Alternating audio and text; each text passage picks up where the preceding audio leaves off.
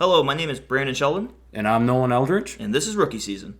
We are amateur hunters and fishermen who are looking to share our journey of learning the sports. We live in the beautiful state of Maine, and we invite you to join us while we get better at hunting and fishing. We talk about bow, rifle, and black powder hunting, and the different aspects that go into those practices, such as tracking in the snow. We also talk about open water fishing and ice fishing.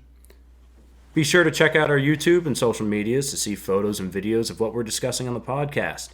There's tons of pro outdoorsmen across the country, and we wanted to share the amateur or rookie point of view of the sport, where we will make lots of mistakes and have to overcome many challenges to get the job done. Maine is notorious for its difficult hunting and low deer density, so we have many challenges ahead of us. Now, let's get into the episode.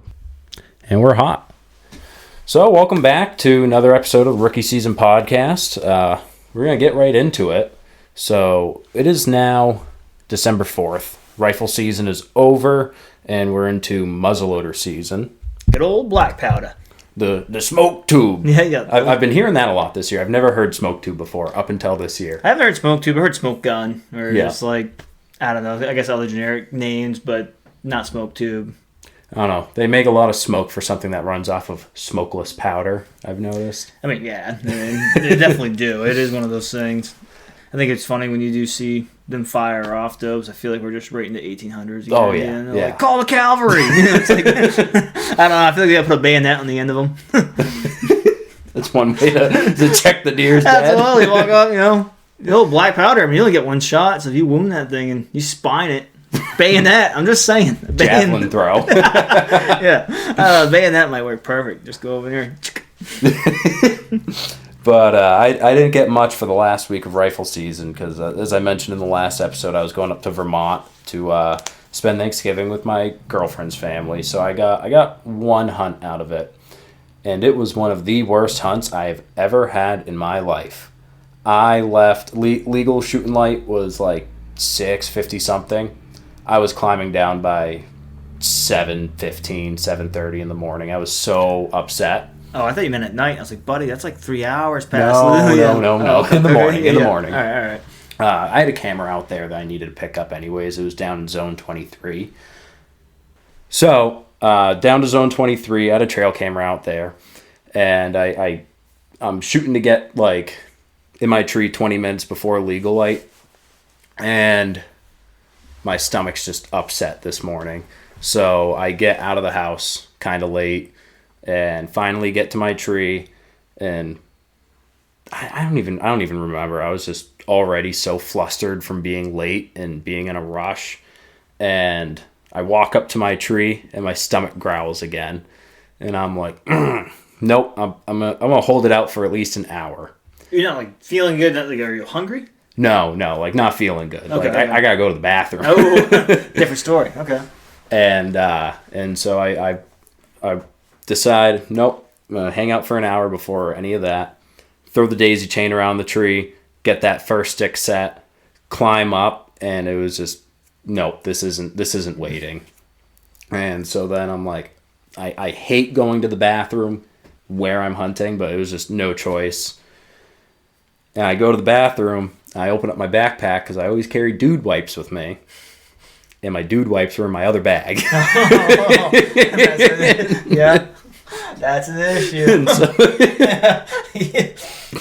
So and we got snow on the ground, so you're not using leaves. There wasn't snow yet. This was before it snowed, but okay. I did use oak leaves. Ooh. Yeah. At least it wasn't poison ivy, I guess. I was gonna say, yeah.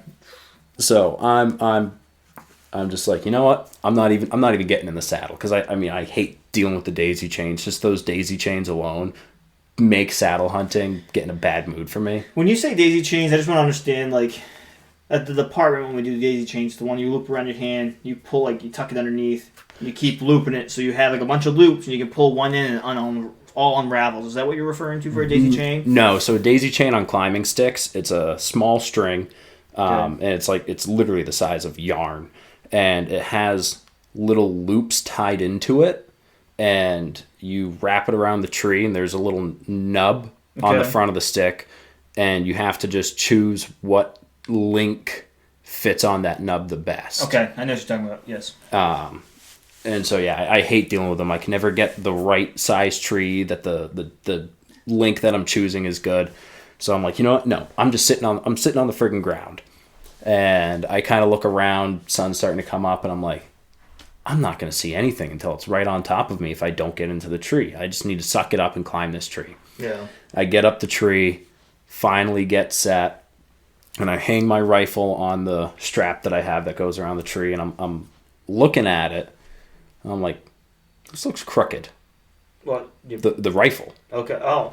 And I'm like, no, I'm going crazy. I'm in a bad mood. I'm looking for something to be wrong. Like the barrel looked crooked? The stock, where the stock lines up to the trigger, to the receiver, it was off canter. No doubt. Okay. So I'm like, all right, nothing's wrong. But it looks, no. Maybe, no way. And then finally I'm like, all right, I just need to look at this thing. And so I unhook it, and I hold the rifle upside down and look down it as if I was going to look down the sights. And I can see the stock is off kilter. No doubt. And then I remember my last day of Zone 15, on my way out in the dark, I tripped and I friggin' whacked that thing on a tree. The notorious Zone 15. Yeah, man, that thing really reached up and grabbed me. I didn't get a deer, and it tripped me up real good. Yeah. And I tried to just muckle on and twist it, and it wouldn't budge. So I'm like, all right, this is a heck of a whack that really moved this stock. If I can't twist it back, there's no way my scope's zeroed. I'm getting out of here. I was in a wicked bad mood, and so I'm like, this isn't going right. Hunting's supposed to be fun. Yeah. I'm not having any fun right now. I just need to leave. Yeah. Well, the scope situation. You know what I'd be curious about? I'm sure it's different per situation, but like if you fall on your gun like that, especially if you bend the stock or twist the stock, is I wonder how sighted it is. If that makes any sense. I don't know how to word that correctly. Out of whack. Out of whack, yeah. Like, I'd be curious to see. It's obviously not safe to necessarily test it unless you did. Right. Well, I'm not judging you if you did, because I probably would have myself. I go home and I'm like, you know what? I'm gonna bow hunt. And then I'm like, well, I haven't messed with the bow at all in a while. So then now I'm kind of running this game back and forth between what do I want to use. Yeah. So I couldn't figure out if I wanted to go with. I definitely didn't want to use the rifle again because I'd lost confidence in it.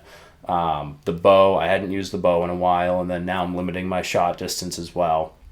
And at this point, I've already left 23, and I've come back up here to Zone 18. And I'm like, you know what? What about the muzzleloader, right? I know that's on good. I can make a pretty good shot with that. And I get the muzzleloader out, take the breech plug out, and look down the barrel from the back. And the barrel's dirty, and I'm like, what the hell? I thought I cleaned this. So I go to get all my stuff together. I can't find my jags to clean the barrel and anything. And then I'm like, well, it's probably with my ramrod. And my gun, my muzzleloader, the ramrod doesn't stow underneath the barrel. Okay. It's a fiberglass ramrod that I looked it up. It came with the gun, but if you buy another one, it's $100 for one of these. Dang. Yeah, because it's like I said, it's carbon fiber. Instead of fiberglass, it's carbon fiber so that it can withstand being broken down.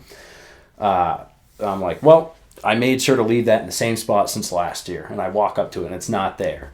I'm like, you gotta be kidding me. I tear apart my whole house. Oh, okay, sorry. I misunderstood what you said about it's not there. Yeah. I thought you meant like when you were sighting it in, it wasn't there. I didn't realize you physically lost it. No, I physically lost it. I cannot find this ramrod, so I can't even get the gun loaded. Yeah. I found my jags, so I could clean it, but yeah, I've got no way to load it, and I'm just in a tizzy. Like my whole house is torn apart after trying to find it. Come to find out, when my dad came up for the moose hunt, he had brought his muzzleloader because he had never shot his before. He wanted to make sure everything was good. And he and I have the same exact muzzleloader. Oh, no. So he took his ramrod home, and he took mine home. Oh. At least your dad lives right around the corner. Yeah. 5.5 hours away. He did overnight it to me. So he did? So Nice. I have it now for the actual muzzleloader season. Yeah. So then I'm like, I give up. I give up trying to find this thing. I hadn't worked out that my dad had the ramrod yet. Yeah. I'm like, how far off is this rifle? So I decided I'm going to drive 5 minutes down the road to an old clear cut and put a little jar out. It's like a peanut butter jar. Okay. Like a little plastic tote? Yeah. Like plastic, not glass? Yeah, plastic jiffy jar. Okay. And I'm like 60 yards away from it. And I shoot, and the thing goes flying off the dirt pile I had it on. Thing's still zeroed into a die. Oh, yeah, runner. And I couldn't believe it because the scope has an actual tilt in it now. It's the horizontal part of the crosshair is now diagonal. Well, you said that about my gun too. Yeah. I don't feel like I've seen it. Maybe you're just diagonal. When No, you shoot. this is exceptionally diagonal. Yeah, you can't argue a diagonal. There's no arguing it. But I mean, that was a wicked shot. I did feel a little bad for doing that test pop because there were other people hunting off the road. They were road hunting, just driving around hoping a deer jumped out.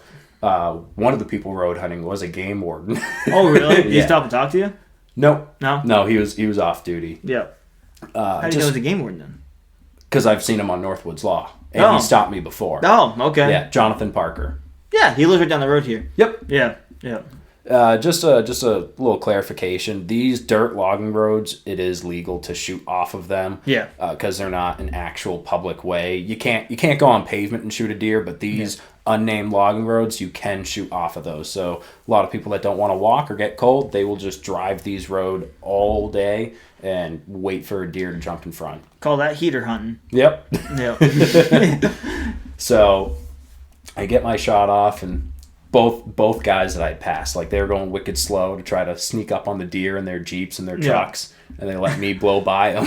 So anyway, they just started blasting and just boom. I know. I go 2 miles in front of them, take a shot, and the looks on their face when they saw me going back, they're like, "You just went by." Yeah. I'm like, "Yeah, everything's gone now." It'd been funny if you had like a fake set of antlers and just you sat behind a bush, just looked like you were holding the deer up. Oh, there's a guy that does that every deer season. He's got a massive 10 or 12 point shoulder mount. Yeah. And he's got a junkyard. I'm sure you've seen it just before my house. He builds some wicked cool cars though.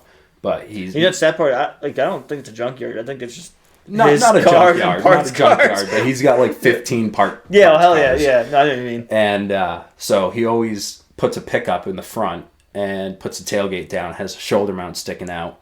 And it was actually Johnny was driving out that way to go partridge hunting. Okay. And he sees the deer head sticking out of the truck, so he stops and he rolls the window down. And this is East Bum nowhere. Yeah. And he's like, "Hey man, nice deer. Where'd you get that?" And he's like, "That right there is to trick idiots like you, And this is kind of the PC version of what he said. But it was just, yeah, that's awesome. It was one of those you got a purdy mouth situation. Well, I think what it is too is just very different backgrounds. Like people out here are gruff, you know what I mean? Yeah. Johnny did not grow up in a gruff world. No, he was definitely he had a good life growing up. Like he didn't have any caterances, so that's awesome. He's like a city slicker compared to that guy. I know, and I can only imagine the what was going through that guy's head when this 18-year-old kid pulls up in a brand new Tacoma. And that's all dudded up. And, just wet behind the ears still. Show up like nice deer, and this guy's like, screw off. I don't want to talk to you. Yeah. But hey, the trick worked. Yeah. No, that's awesome. So I went out that evening in the food plot and didn't see anything, and I was just at that point I was just happy that at least that went right. Yeah. And then went to Vermont. Rifle season ended. Now we're back, and we've got muzzleloader. And typically archery gets shut down for the entire state during muzzleloader season.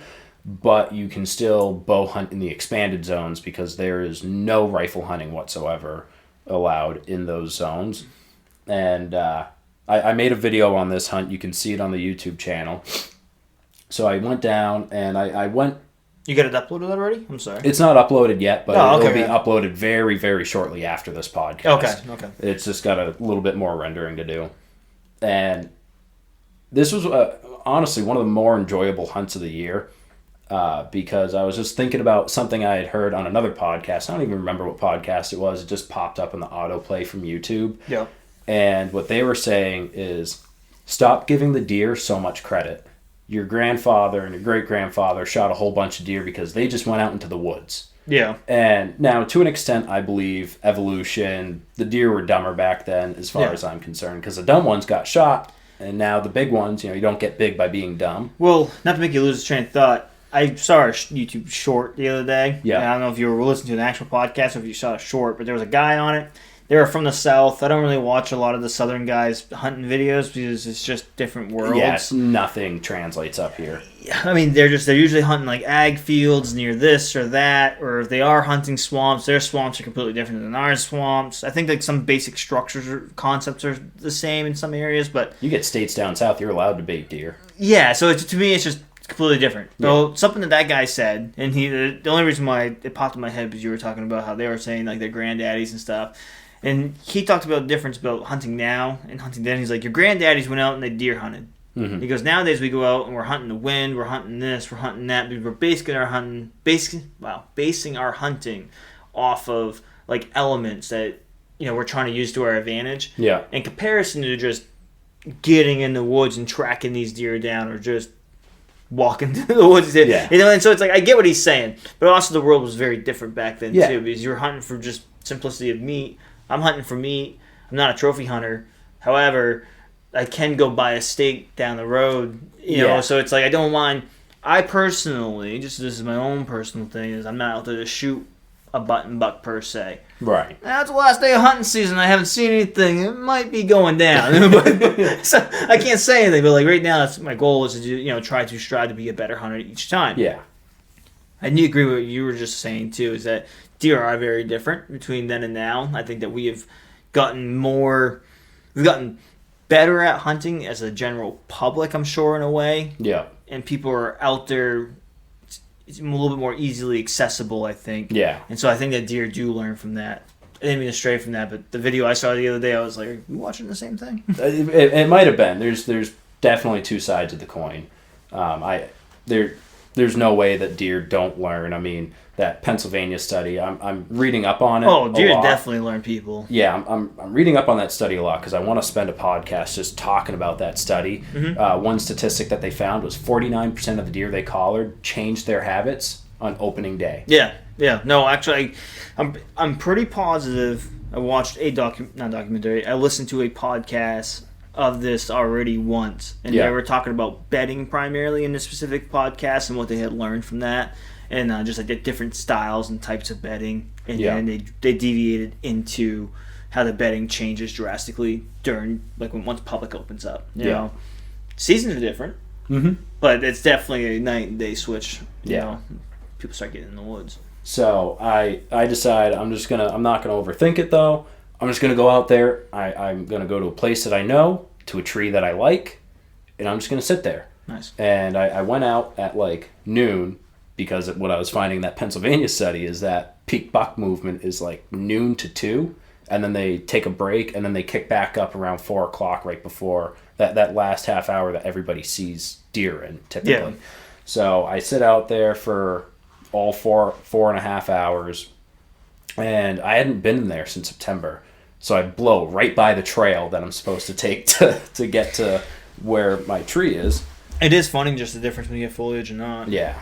But on the bright side, I'm looking at my Onyx, and I can see a clearing that leads right to the back of my tree stand, or the tree that I put my saddle in.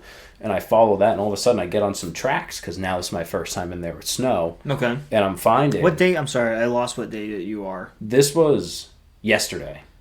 Oh, you just went hunting yesterday. This is the experience for you. Okay. Yes, okay, this is now yesterday's hunt. Okay. So when I had the bad hunt, that was back in November, and then this is my first time hunting since I got back from Thanksgiving. Okay. All right, I understand now. So I all of a sudden there's a whole bunch of tracks, and it looked like I saw a small deer track and then buck track. You know, that heavy, you can see the dew claw, and it's a longer track. I'm like, oh, okay, buck's chasing a doe, it seems like. There's still maybe a little bit of rut action going on. I would imagine, yeah. And so they led right up to the tree, like 20 yards behind the tree that I hung in. I had no idea that deer even went back there.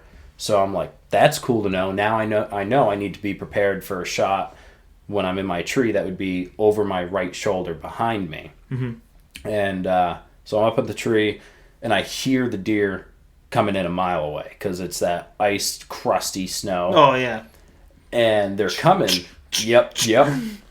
They're coming right over my right shoulder, exactly where I came in from. And so I get spun around, and I'm trying to do it as quiet as I can, but it's thick gear. It's tough to move the tight spots wearing all that stuff because it's 28 degrees out. Yeah. And one thing I didn't expect to run into is, wow, my bow gets cold. I don't have any rubber grips. It's just straight metal. Okay. So after I held my bow for a couple minutes, I couldn't feel my hand. Did you take your hand out of a glove? It was still in the glove. So Oh, no. at first, I've got the fingerless mittens with the flip up. Yeah. So at first I had flipped them, and then I just couldn't feel my hand. So I went back to the mitten. Back to the mitten, and it's wool, so I'm able to still get my grip that I need to with the mitten. Yeah. I tried on my other hand because I can just poke my finger out with the mitten, and it works with a rifle. Also found out that does not work with a trigger, though, because the rest of the mitten kept hitting the trigger, so I kind of played my bow like a banjo string, because once I get the trigger on, I give it a little test. Like I don't I don't know if I'd be doing that. So I don't pull it back, but I just put a little tension on it to make sure that when I pull back, the trigger's going to stay in the D loop. Yeah. And every time I did that, the trigger slipped off. I couldn't get it set. It was getting caught in the mitten. So bing. Okay. But they stopped coming in behind my shoulder. I don't know if they smelled my tracks coming down that, or but they loop around, and I can't believe I didn't see him in the clearing behind me. I think I just wasn't looking at the right time, because it's 80 yards back. I can see directly behind me. Yep. And they pop out like 70 yards to my left. Which way is the wind going? To your left, right, behind you? You know, man, I'd tell you if I knew. Fair enough. I would have wondered, because you said that you wondered they caught your scent, so I was just wondering if they did, you know. And it probably doesn't help that I had to use the bathroom while I was there. Yeah. So it was like this smells like crap over here. I read a thing that apparently after 20 minutes all the human aspects are gone, and it's just more dung in the area as far as they're concerned. I don't know. Imagine being the guy doing that study. One thing I did learn is when it's 25, 28 degrees out, menthol dude wipes are exceptionally cold. Oh man, I imagine they are. They're plant-based fiber though, so I felt like they'll break down. So they pop out, and I mean it was just, there's this little thick thing I can't see behind, and then I just deer, like 6 or 7 of them pop out and, like 70 yards away, and the last one that comes out, they all they jaunted out and stopped, and they kind of look up and shuffle away, and then another one comes in at a good steady pace jog, nose to the ground. That sounds more like a buck behavior. Exactly, and I'm like, no way. Even though it's December, there's still some rut action going on. I think I was talking to Little Bailey about this the other day. Yeah. And I really agree with him. I think they just get tired. Yeah. I think that rut, you had the first week or two where they're just like, they're healthy and ready for it. And then they just, grind for the next 2 weeks, and then they get tired. But they're still like... They lose a lot of weight, for sure. Yeah. I think they're still... just get burnt out, They might need a Gatorade and a cigarette after all that, and they're still up there running around trying to chase something down. So I think in the later season you can still see it. Yeah. I think it just becomes less common because they're tired. And I agree with what Little Bailey was saying with that. So again, I start getting... Patience is a virtue that I'm still working on. And I look at the time, and it's 4 o'clock, and legal light ends at 4:26 p.m. Mm-hmm. So I'm like, how do I get these deer to come another 40, 50 yards towards me? Yeah. And I had pictures of deer 25 yards in front of me back in September. So they might have looped down if I let them be. I don't know. Right. I got impatient. You said that I was one for sound effects, so I brought my sound effects. And You're one for a lot of things, buddy. So I decide, though, there's rut action going on. Yeah. Let's see if this buck will react to another young buck, and I just give it a,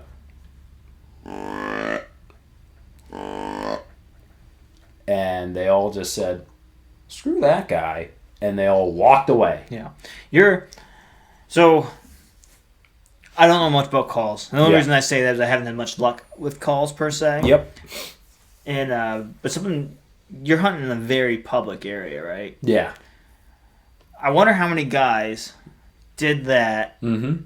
You know, at the beginning. I mean, now we're in, you're late in the year. You probably lost 60 to 70% of the hunting population. Yeah. As of last week, you know what I mean? Yeah. If not more. I don't think a ton of guys are out bow hunting this time of year.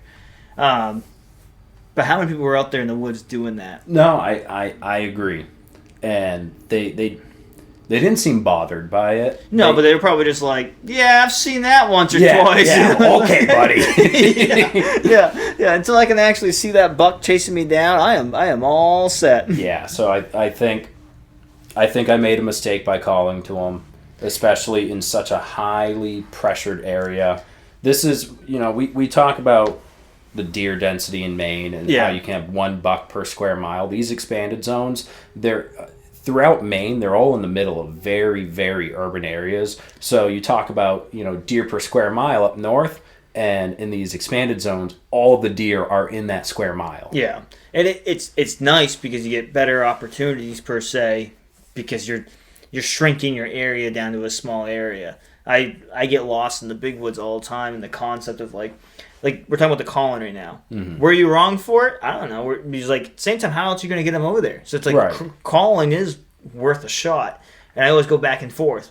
But in the big woods, it's like you do that and you leave, and it's like, well, they might be 7 miles over now, But we're in that area. It's like you might have a 7 mile area, So what's that, 49 square miles, something like that, right? Where it's like you're just shrinking everything into one spot.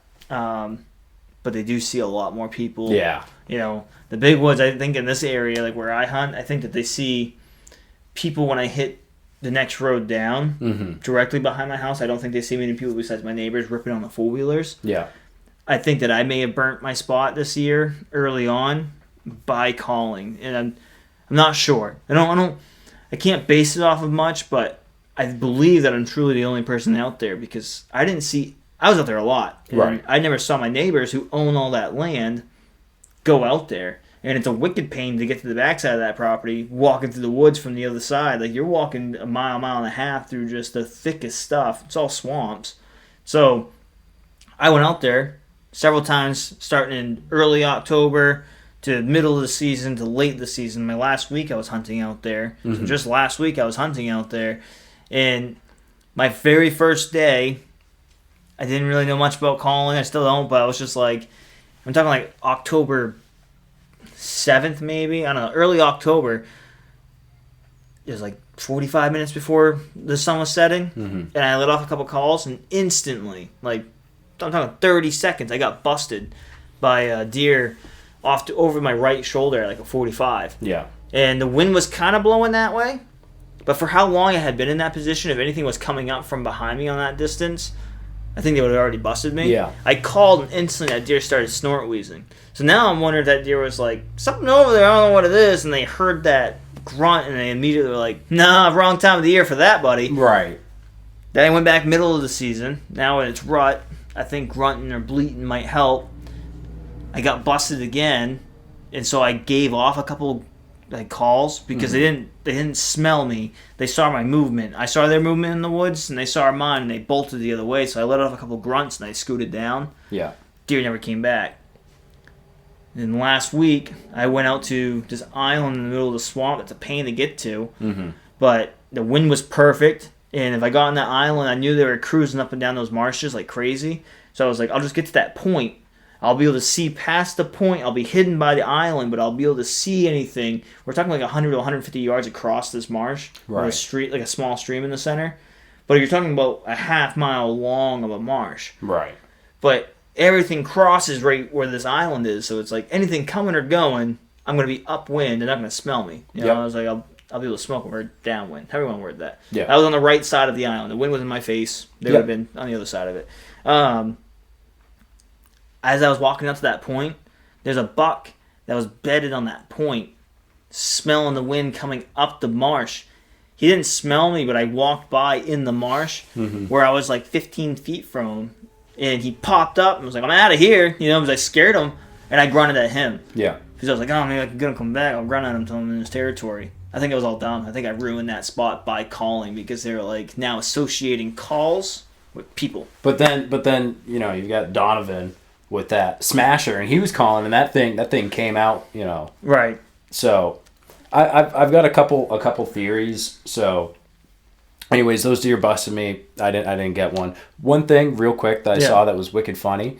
We always talk about tracking in the snow, and just find a track, follow it. There's deer at the end of those tracks somewhere. Yeah, the deer there. And I saw a guy doing that in the expanded zone with his bow. That's awesome. That's awesome. It's not anything I think I would ever try because the whole thing is you got to be comfortable taking a moving shot when you're doing this because you're usually busting them. Right. But this guy, I mean, he's going through. I don't know if he saw me or not, but he follow the tracks. He'd stop. He'd range out in front of him, and then he'd keep going. I like that guy. I want me to get him on the podcast. I'm not making fun of him because who am I? I've never done it. Maybe this guy has some tactic that's just crazy and works incredibly well for him. It's just not anything I ever expected to see out there.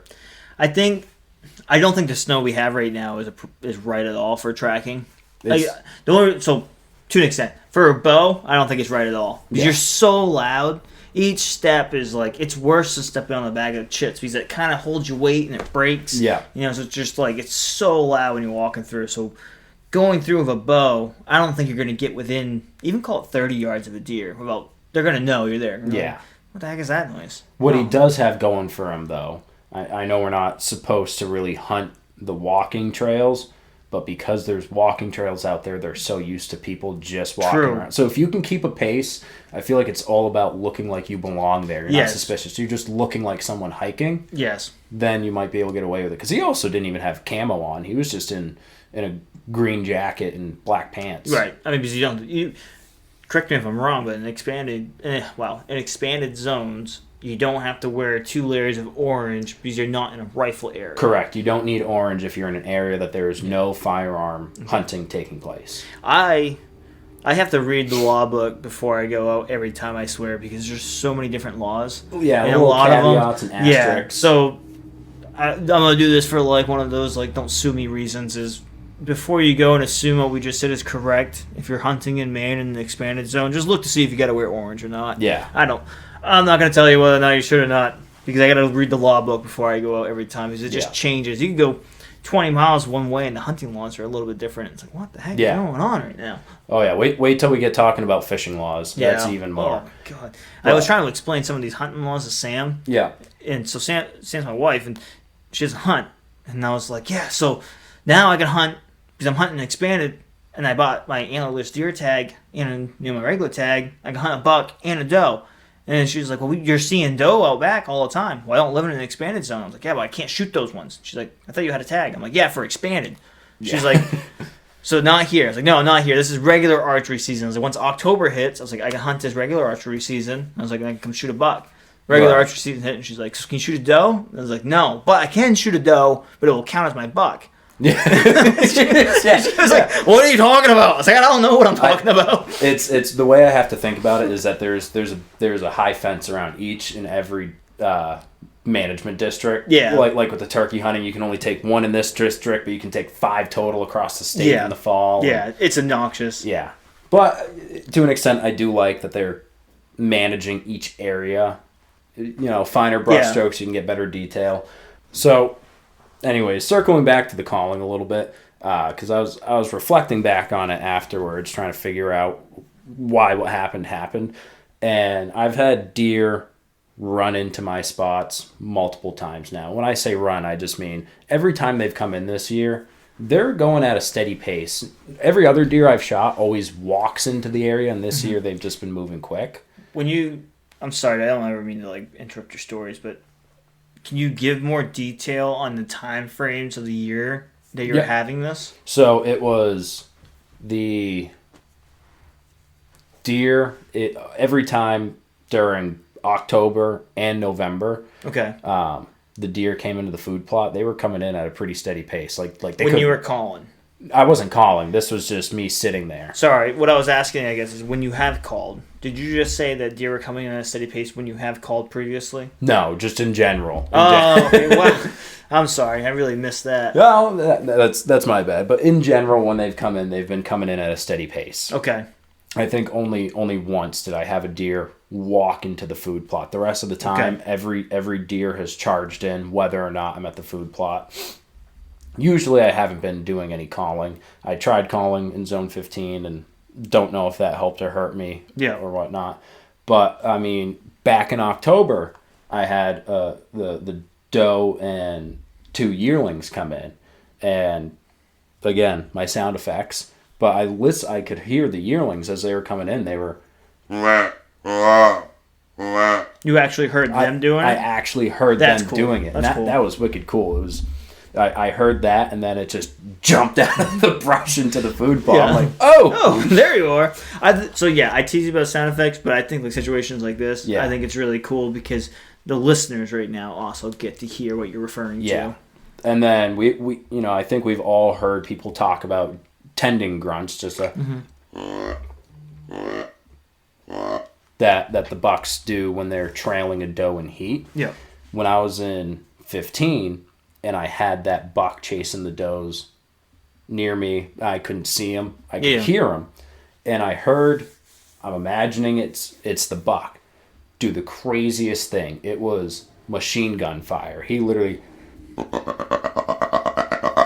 No, I've have not me personally have heard that, but I've seen a lot of videos. Yeah. Where it's like, how are they doing that with their vocals? It's like it's kind of very interesting. Yeah, I've never heard that before. Yeah. And so it just surprised me how fast the cadence was. And then this time, if you ask me, I had the same exact situation as I did back in 15. Multiple does and a buck pushing them. And they didn't, I could hear them walking, but they weren't making any sounds. And I almost wonder if, I was thinking about this last night, like what you were saying, there's a lot of people calling. Mm-hmm. And that's made them less talkative. Less vocal. I think a lot of things. I think, I only say that because, like,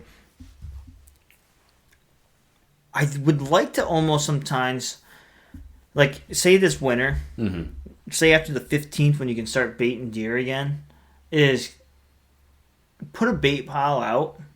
And just try some stuff. Try some stuff, but also have like a voice recorder, not a voice recorder specifically, but like have a recorder that gets sound. Yeah. It's like to see if maybe they're making more noise at night. Oh, I get what you mean. Like a trail camera with a microphone almost. Yeah, because it's like when you see them during the day, I mean, does are one thing. I think does are definitely, I think all deer are busy nocturnally, but I think does are just less fearful.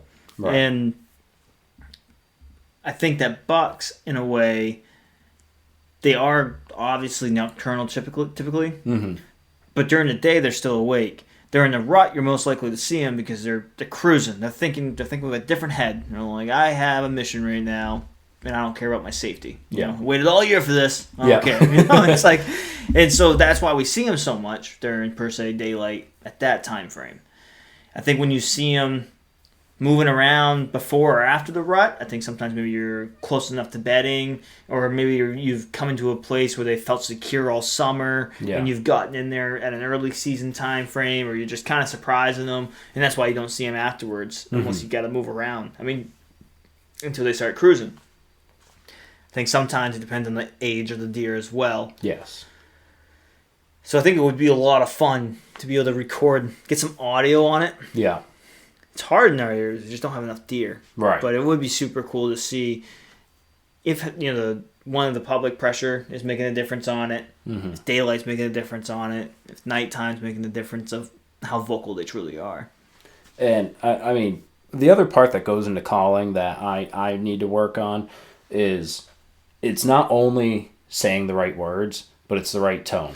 Because first of all, if you've got a young buck and you're trying to call him in and you throw out a mature buck grunt, you're going to scare him away because he's you're not going to go pick a fight with a professional boxer or huge dude. Well, I mean, you listen to Big Bailey. Yep.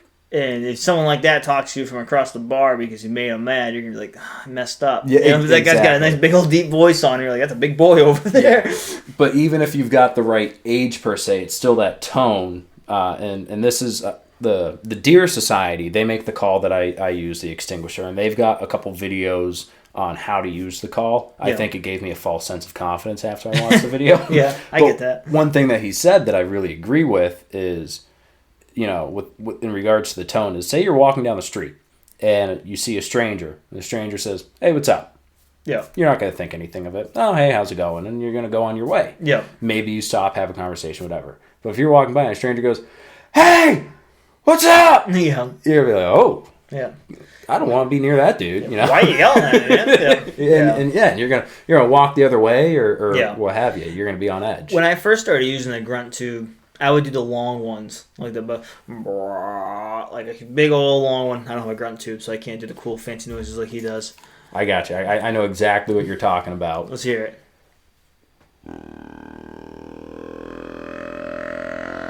Exactly. So I'd do like 2 or 3 of those, and I would wait. Yeah. As I got further into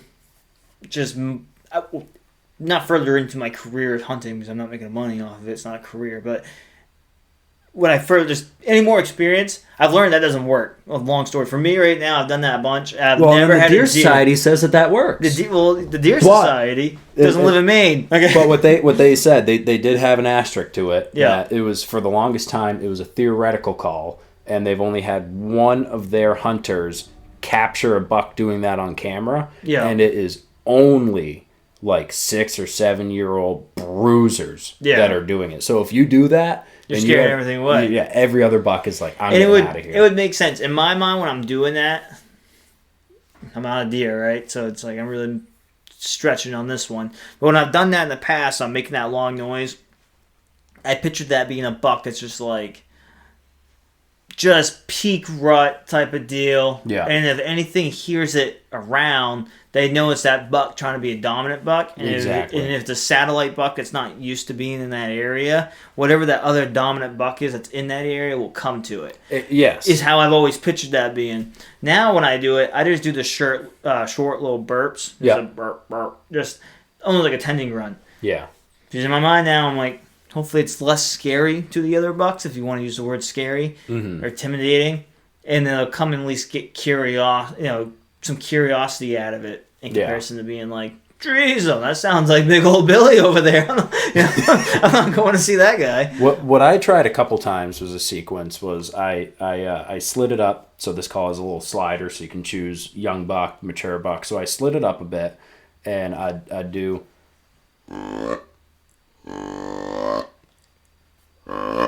and then I'd use my rattle bag. Okay. Yeah, because I knew I had big bucks in there. Yeah. So if in my mind, if I had 2 young bucks fighting, sparring, that big buck was gonna be like, not in my front yard. Yeah. Never saw anything on days I did that though. So what correlation, causation. So I've never rattled. Yeah. I've not that I'm against it. I just never have. Mm-hmm. I never bought a rattle bag, and I only have a set of antlers that I don't want to use per se for that. Right. And I've wondered, like, I think there's only one particular time frame that you can do that and get away with it. Yeah. Again, this is all by speculation and not experience based. You know, so it's like me saying that is ignorant of my own, but I'm just expressing the fact that it's like, I think that late October, I think that'd probably be more efficient because they've gotten rid of the velvet. Mm-hmm. They're figuring out their areas. Typically 2 weeks later from the end of October, they're starting to rut. So it's like, hey, let's spar now. We'll figure out who's the man. Yeah. This is my area. So fly kite. So if you go out there and rattle and do some burping, I think that might be more intriguing. You do that like right now. It's past rut. Yeah. Everybody's tired. Like, what are those guys fighting about? What's his problem? Yeah. Like, no, I'm gonna go look for a nap, man. Yeah. Yeah. And I only did it like the last couple days of October Yeah. and the first week or two of November. and again, it was because I knew I had big mature bucks. You have nice bucks over there. Yeah. I knew that they wouldn't put up with any of that if they heard it. One thing I have seen, though, the most realistic rattle that you can get is 2 antlers tied to a string. And when you're up in your tree stand, you put the antlers on the ground and bang them on the ground so you get the leaves too. Yeah, because if you think about it, a lot of people just rattle the antlers and it's just loud as snot. But when bucks are fighting like that, they're pushing little trees over, they're breaking branches, they're staring at the leaves. Noisy event. Yeah. You do that 30 feet in a tree and deer are going to be like, the heck are they doing up there? It's like, how do they get in the tree? There's no leaves. So I think that's the right way to do it. Now, another aspect that I've heard of rattling work, and this is according to a class I took in college. It was taught by a guide. It was North American Wildlife. But when we got talking about deer, one thing that he mentioned is that young bucks, if they hear fighting, they won't necessarily come in, but they'll investigate. Kind of learn the ways. Because what they will do is while the 2 mature bucks are busy fighting, he'll sneak in and breed the doe. That got smart. Yeah. So they'll like I said, they won't run in to break it up or get a piece of the action, but they'll be curious. That's cool. Supposedly, but no. But they make. I mean, in a way, it makes sense. You know what I mean? How else are they gonna get the opportunity? I'm like, hey. This guide claims that he's seen it happen. Yeah. Being in open areas, he's seen 2 big bucks fighting, and then he saw the little buck run by and do the deed. So, it makes sense. Yeah, I mean, it really does make sense. Kind of jumping into, if we back up a week, you mentioned tracking. A little bit of my experience of last week is, so today's the 4th. I can't remember what the first day of last week was, but on the 29th, we got snow. I think we got like 3 inches of just crunchy, loud snow. Yeah. And it came in overnight, and I think overnight it changed to rain, and that's why it was so crunchy. I think it went from being like heavy and like big flakes. I know it did because when I was outside. There were big old, wet flakes. Yeah. But I think overnight it transitioned to a little bit of rain, so the top of it had crusted over, and then it froze, and then everything was melting the next day. Mm-hmm. So I got out in the woods, and I went down where, I guess we'll backtrack to a day before this. The full week I had off. Yeah. And it was Thanksgiving week, and I was like, this is my last week. I'm going to hunt as much as I can. So the first day on Monday, I hunted the second half of the day because I got to work that morning. I had stuff going on. And I went scouting around, and I put some miles on because it was a very windy day, and I was like, screw it, I'm just going to walk through the woods. I know where these deer are roughly bedding. I'm just going to go out there and hopefully jump them. Right. I think I posted a video. It was like notoriously difficult. Yep. It was just a short video because that's literally what it's like. It's like you go up there and you just go and go and go, and it's just thick, it's mangled. You're following these deer tracks. I found a deer bedded in there. Not the deer itself, but I found the bed. Mm-hmm. I found all these old rubs. I found places where there was like piles of crap, but there was beat down trails, so you're cruising there through all the time. But I was kind of at the point where I was like, I'm just gonna put some miles on, use it as a scouting, but it's so loud in here that I can get everything. Didn't see any deer that day, but I learned that new area very well. Right. The next day I came and I hunted right down behind my house, which is, my house goes from woods, the cedar swamp, to just strictly swamp that's surrounded by woods. And if you were to go directly south, essentially, it's a marsh. It's like a stream that goes through it. It's very marshy on both sides. And then it pops out, crosses the road, and it goes into this huge reserve, which is just all owned by the state. And someone owns all that land, and I have permission to hunt it. So I walk directly down behind my house. The wind's right.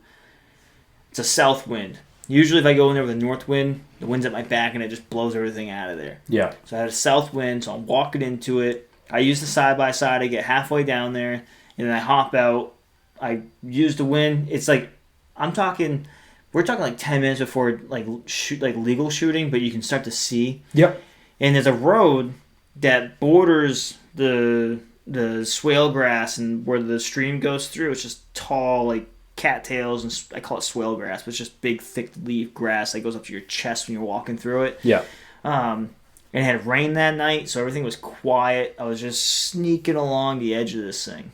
When you get a ways down where the road that I'm walking on truly ends, and again, it's a road from a skidder. It's just nothing ever grew back there. Yeah. It's just grass that grew back, but you can tell that when the skidder went through there, it was sinking. It was just big, deep ruts. So anyhow, I get all the way to the end of there, and I know already from previously scouting it from late last year to when I was out there a couple times when I was hunting it this year, there was several scrapes. There was several rubs. I'm talking like good-sized rubs. And so I was like, this is the perfect wind to get down in there and find a spot, because when you get down to the end of the road, it takes a 90-degree turn to the right. When you take that 90-degree turn to the right, it's like thick alder trees, but you can see through it. It brings to the marsh. And there's a beat-down path that the deer use. And when they walk out into that, they go to a tip of an island. There's a little island. It's only like 300 yards long. It's in the center of this marsh. The stream goes down one side of it. And so when you walk down that road, you take that 90-degree turn, and you walk right up to the marsh. If you went straight, there is a bunch of scrapes and rubs where it's high. Like the land is probably only like 5 feet higher than the swamp. Yeah. And the deer cruise that little ridge for whatever reason, and they just rip that thing up, like as far as bucks go. Yeah. I really need to put a camera down there. I don't know why I haven't, but it's like literally the scrape, the one main scrape there is probably like 4 feet by 4 feet. It's massive. It's huge. And so I take that right when I get down in there, because I wanted to go to the tip of that little island and look down the marsh and see anything crossing. And as soon as I get to the tip of that little island, I just heard this, like 2 feet just stomp on the ground. Yeah. And then there's a big old loud snort wheeze. And it's like 15 feet through the brush. I can't physically see it because it's so thick, but it's right there. So anyways, I just started blasting. Yeah. Well, I really wanted to. It's a single deer by itself. Yeah. All this buck sign around. You know, all the doe I have encountered down there have been collectively together whenever I've seen them. And it's like, I just don't want to take the risk. Oh, I wouldn't either. Yeah. I would not either. But part of me, because it's like, man, I only got like 3 days left. This is the time to smoke something, you know? Yeah. So anyhow, I sat there real quick for a minute, and I can imagine it just sees me because the wind's in my face. It can't smell me. I imagine this thing can see me, and I just can't see it. So I'm standing with the deer to my left, and I had like just taken a step forward, and instead of like whipping right around, after about 30 to 40 seconds, I was like, what do I do right now? This thing is just staring at me. If I just stand here, it sees me. It's going to run at some point, and I can't shoot it standing here all day. Mm-hmm. So I was like, these are one of those moments that maybe I'll learn something cool out of this. I was like, screw it, I'm just going to keep walking. And I was like, I'll just keep walking forward. Like, hey, well, you know, maybe I'll just psych the deer out that like maybe I lost interest or whatever. Yeah. So I took a couple steps forward. Shouldn't have done that. I hear that deer snort wheeze again, and it just starts blasting through all this swale grass and like the thick trees. I can literally see him moving, but I just can't see the deer. And it's headed back to the mainland, not out towards the marsh. I was really hoping that if I would have moved forward past that little island in the marsh, that it would have ran down the spine of the island and cut across the marsh and try to take off. Yeah. But it didn't. It ran the opposite way. You know, it was just like, well, there goes that. You know, so I sat, long story short, beyond that was I went around the island. This is something that kind of screwed me, is I gave a couple grunts just to see if I couldn't entice it to come back. Like maybe it was confused on what I was too, but it heard a deer sound. Maybe it'll come back. Yeah. That didn't work. So I sat on the other side of the island, the wind just coming from my face, and I sat the rest of the day that way. I did a couple of these hunts throughout the week, and then the last day of the week was when we were getting that snow. So I woke up at 4:30. Mm-hmm. Shooting hours, I think, weren't until like 6:17 or 6:20. It was like between 6:15 and 6:25. It was somewhere in that time frame. Yeah. So I'm talking 2 hours before I need to even go out. And I'm leaving out behind my house. So it's like, I don't need to drive to this thing. So I got up early, got all my stuff, and I got out there at like 5:30. And I walked back down to where that deer was that I jumped. Because my thought process was, if he's in this area still, and he's, you know, now that I have fresh snow, if he's still here, I'd find his track, and I would track him down. He's got to be close by. Yep. If I went out there, and even if I jumped him an hour before daylight, because I was out there essentially in an hour, it was like 40. I think it was like 45 minutes early when I got out there. He's still, in theory, just going to be a little bit further ahead of me. Right. And I will just take a little bit more of my time. Because it wasn't snowing anymore, And I was like, I'll just go a little bit slower. I already jumped him. Try not to jump him too far. I'll hang out. And now I have his tracks. I'm going to trace that deer down. Mm-hmm. So I walked all the way down in there. It's like 3/4 of a mile down in there. And I didn't find any tracks. I walked up and down that marsh. I didn't find any tracks. Yeah. And I was like, So I was hanging out that marsh for a minute. So I was like, there's a lot of tracks here the other day when I was in here. Like, it was beat down. I was like, I can take 2 chances. And this is my last day hunting this year. That was kind of like my end-all, be-all, because we had a Thanksgiving, Christmas / party this weekend. And that was like the last day I was going to go. And then I know it's muzzleloader right now, but I have a lot of things I just haven't done around the house. And I really need to get them done before we have a couple feet of snow type of deal. So I didn't have any tracks. I was sitting there for like 20 minutes just standing on this island. And I was like, what should I do right now? I was like, do I sit here and hopefully a deer comes out? Or I can keep ripping up the road and cut a track and give it the best shot I can. Right. So I have ADHD and I can't sit still very well, so I walked back and I got on the side by side. And I cruised around the corner.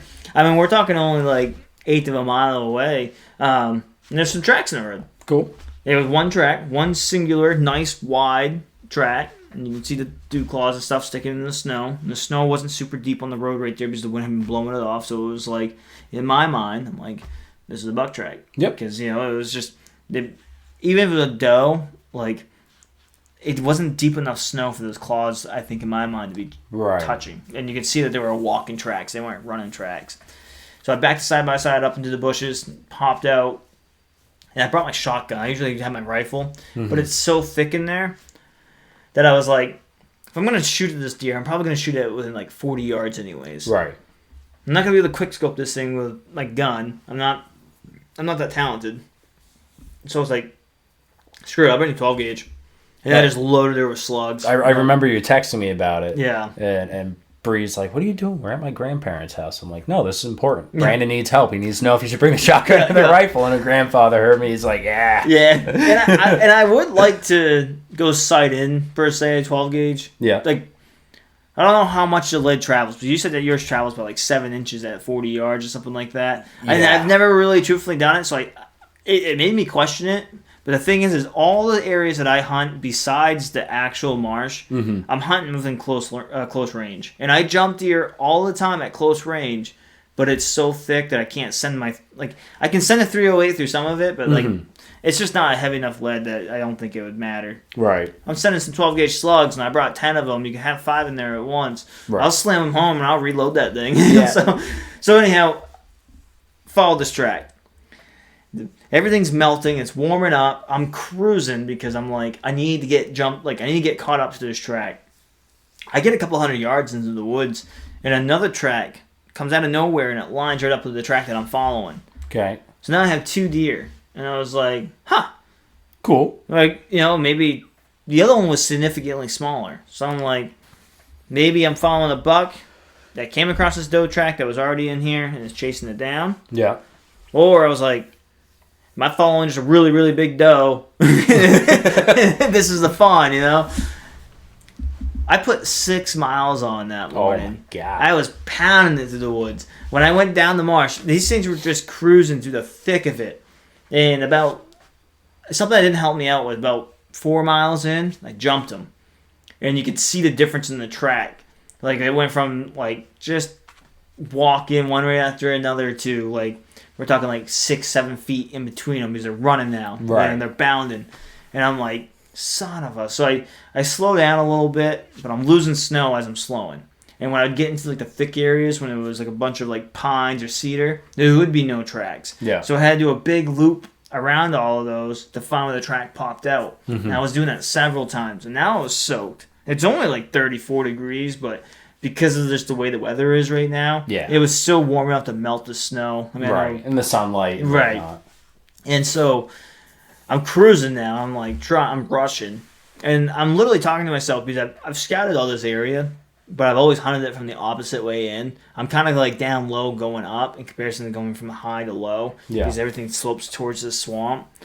And so I'm cruising this thing and I'm like, these things suck because like I'm just like going through the thick of it.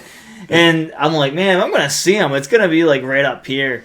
And it went from running tracks to slowing down. And so like I was slowing down because now I know like they've gotten comfortable again thinking that they've gotten away from me.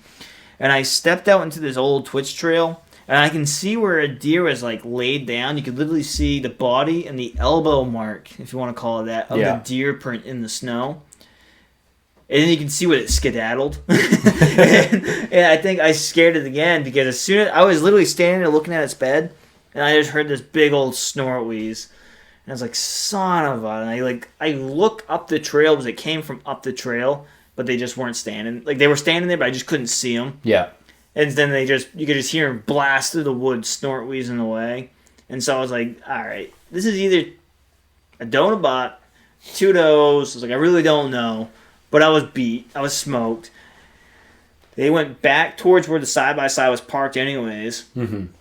So I followed them, like I literally came to like 3 or so miles down in, and I hooked it, and we just started walking 3 miles back, and they got almost all the way back to the side-by-side where they crossed that stream and off into like the woods where I started my day out at. Yeah. And so it was like, all right, learning curve. Maybe next time I should just stay on the damn island, because it seemed like they were going that way anyways until I scared them, you know? But two, it was just like, I made it that far back. It was like midday. I was soaked. I was cold, and I was like, "It's been real." Like, I was like, it was my Hail Mary at the end of the year. And I know that's like giving up per se, but like you were talking about it earlier, when it was like, if you're not having fun, why am I out here? Yeah. And like I was soaked and uncomfortable enough, and I wasn't encouraged enough to go out and like put another, say, 6 miles in on this deer. I was just like, all right, you guys won. So now it's like I really need to do some game planning for next year. Figure these deer out a little bit better because I got them. Like they're just right there. But I just haven't shot one yet. I mean, 6 miles is a lot of ground too, and you keep jumping them. Now it's no longer coincidence. Now they know you're after them, and they're going to be they're going to jump even earlier. And like you said, it's loud snow. Yeah. It's not great for sneaking up on anything. I think if we had fluffy stuff, you would have gotten a lot closer, and you probably could have gotten a pop shot as they busted. Yeah. Well, where I could hear them from, like when they snort wheezed at me that last time. Yeah. Picturing this in my head as a crow's fly, it was probably like 60 yards. You know what I mean? So it's like if it was quieter, if it was a little bit more open, if it was a little bit more of anything. Probably would have gotten maybe 40. Yeah, and get that chance of a shot. No, it was definitely a good time. I think that it's a sad moment. I put 18 hunts in this year. Wow. That's like the most I've ever done. And I've seen more deer than I ever have. Yeah. And I saw that beautiful buck with Donovan.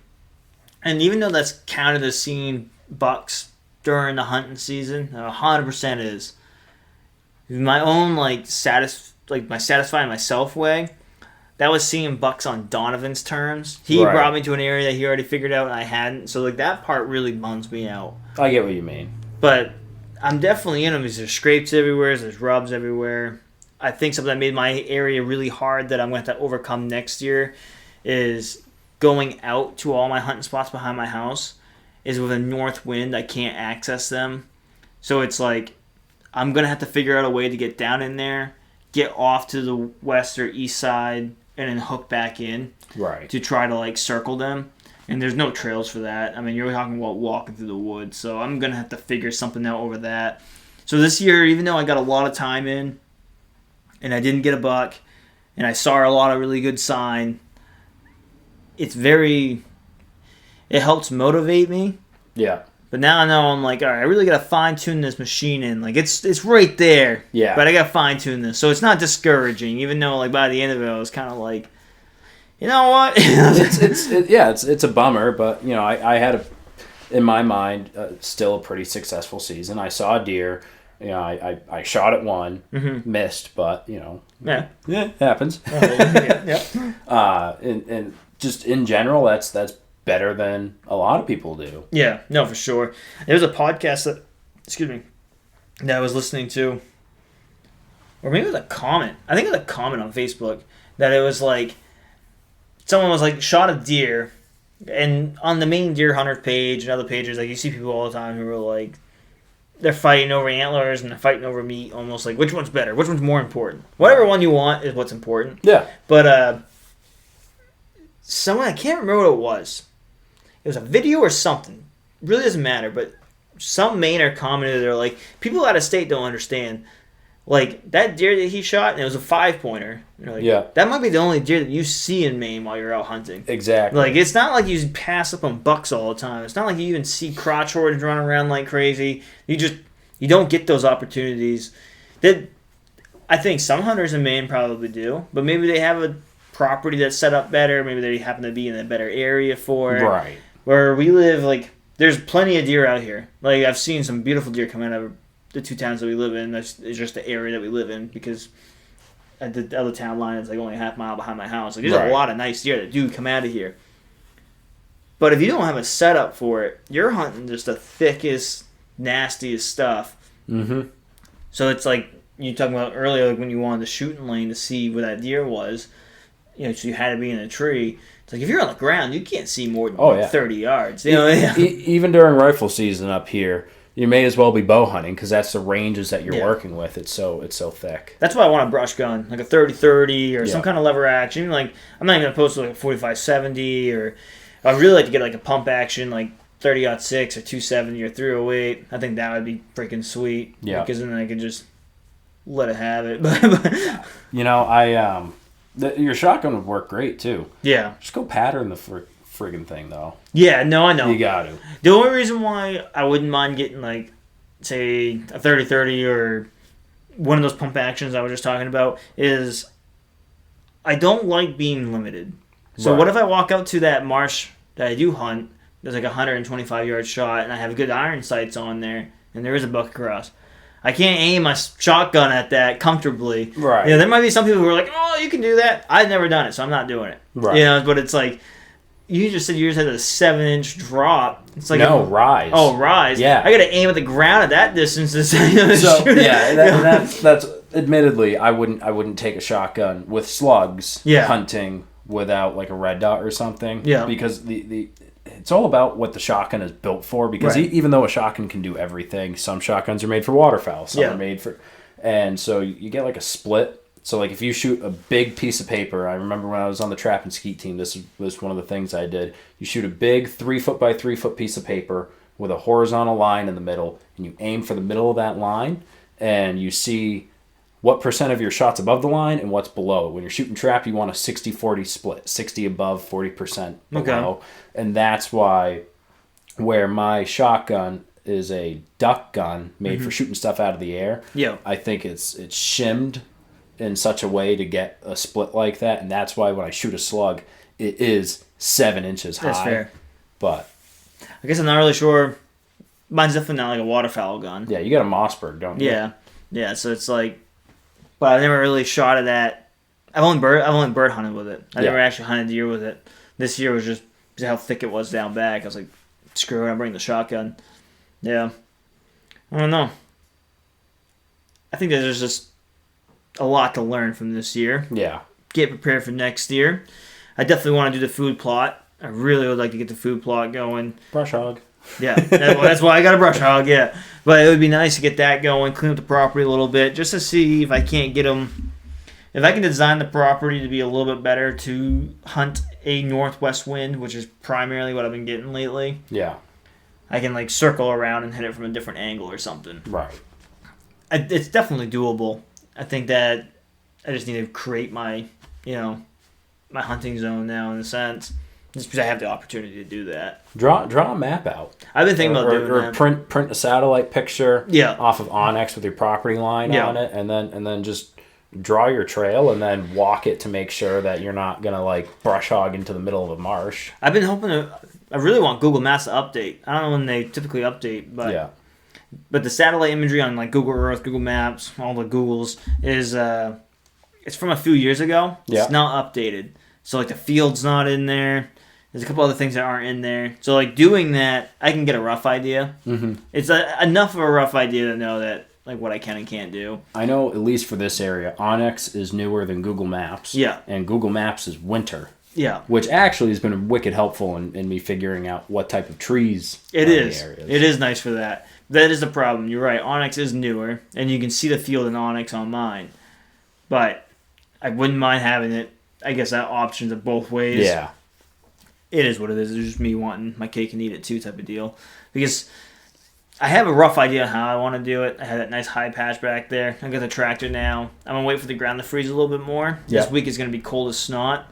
And that doesn't really make sense, but it's going to be cold as crap. And I'm going to take a brush hog while the ground's frozen. I think I'm going to go out there and just start mowing stuff down. Yeah. It's not hunting season for me anymore.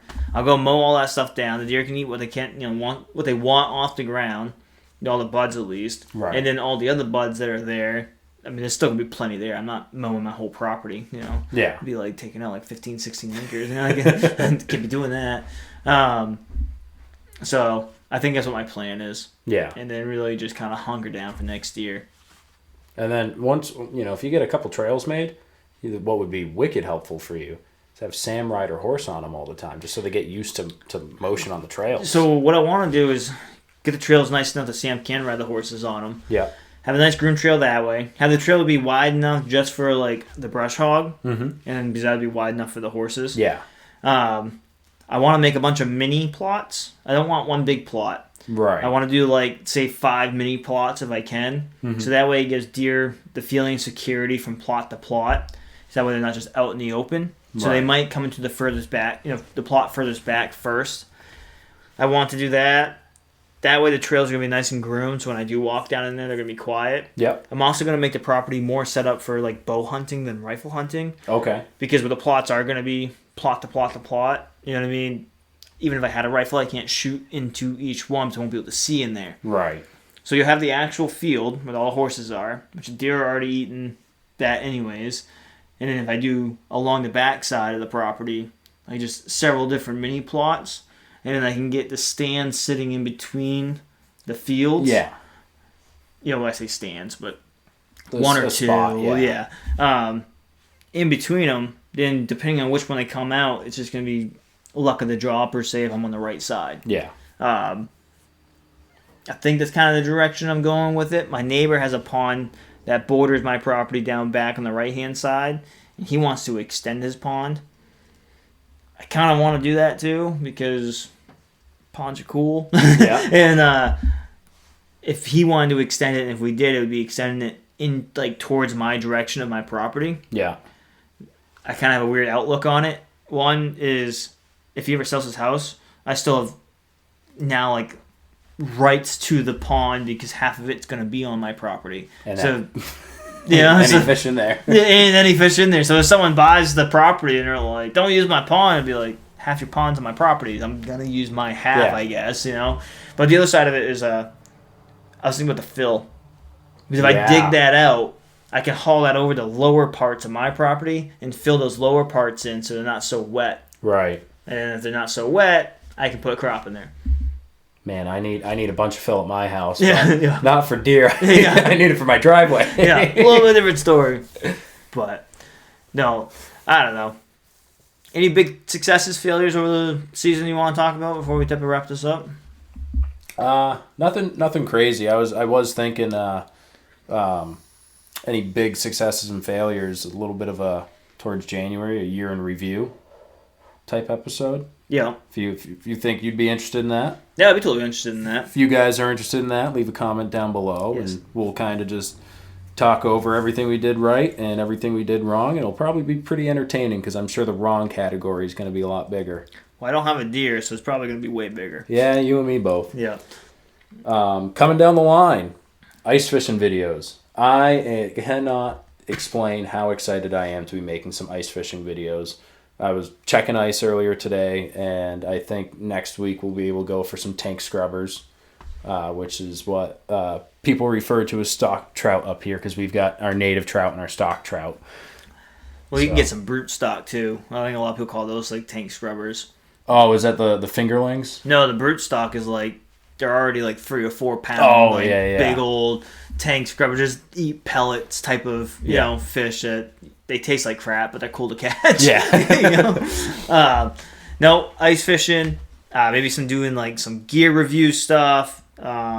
Anything like both of us have a lot of learning curves that we've had along the way between like our own like cameras, setups, audio, that type of jazz. You know, if some people like to nerd out on that, we can talk about what we do know about that. A little bit of anything. You let us know too. We only got like 9 subscribers on YouTube. We're looking 10. to bump We're 10. double digits. We're looking to bump those numbers up if we can. So if you guys would like to have anything, specific, let us know. You can comment on this. You can do, I don't know, there's got to be other ways to reach out to us. That I'm just not aware on of. Spotify you can leave comments. On YouTube you can leave comments. So we can get in touch with you that way. Yeah. We will have a gear review posted because about the same time this podcast goes up, like I said, that bow hunt is going to be posted. And I got new sticks, some cheap Chinese fake sticks off of Amazon. I spent some time reviewing those. Nice. I didn't really do a review on any of my stuff. I would like to. It wouldn't really be...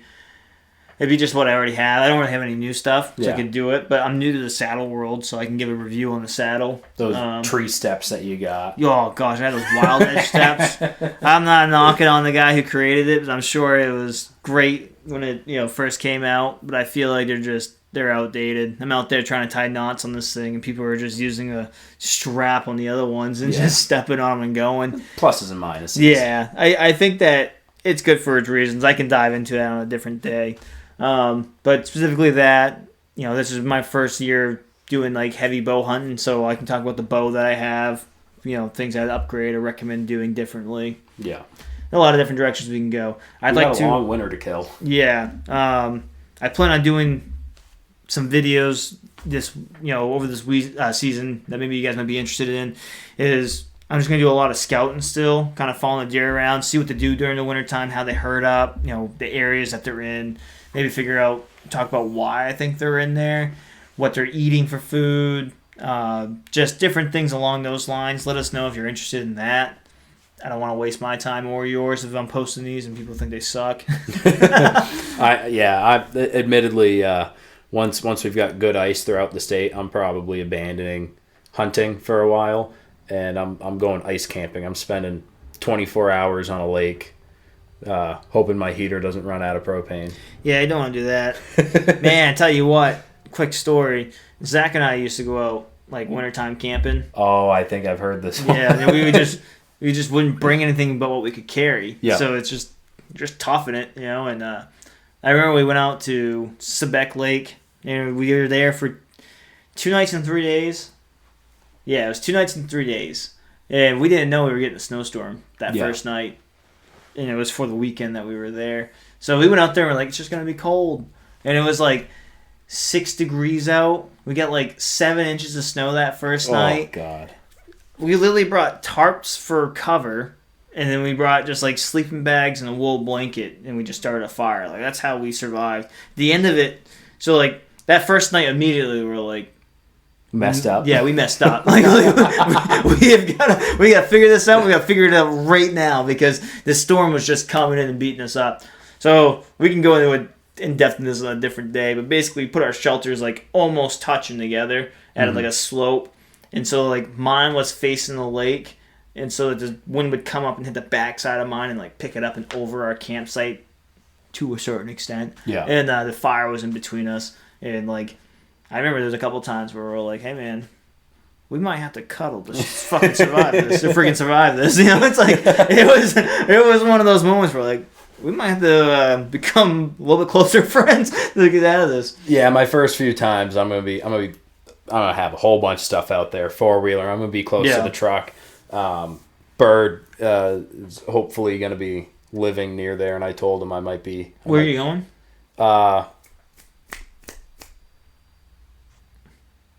Crap, what's the name of the pond? Is the one I told you about? No. That's in between, or the one that he lives on? Yeah. Coldstream? Yeah. Oh, okay. I thought he's in between there. It's where all the like trout places I like to fish. No. Yeah. I'm gonna be up on Coldstream. I told him I'm gonna be camping near his house, and he might get me knocking on his door at 2 a.m. Yeah. Save me! Yeah, basically. Nice. Well, I guess we can wrap it up. Been a fun season so far. It was a fun season. Now we're jumping into the next thing. Let us know what you guys want. We'll gladly go over any of it. Other than that, I'm going to stop talking. Same here. All right, guys. Thanks for joining us. See you later.